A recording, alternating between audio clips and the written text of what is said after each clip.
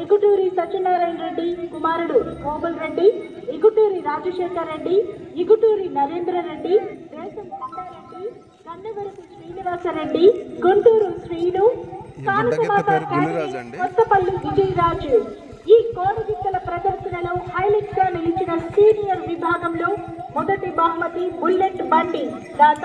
Design walls Hyderabad, రెండవ బహుమతి unicorn bike దాత Ravi Teja multi speciality hospital and IVF centre market. మరియు ఇతర దాతల వివరాలు: శ్రీ స్థానిక మాతా చర్చ్ రెండు కిందల వారు 50,000 రూపాయలు, సుమ్మా జోగిరెడ్డి తండ్రి మర్రెడ్డి 30,000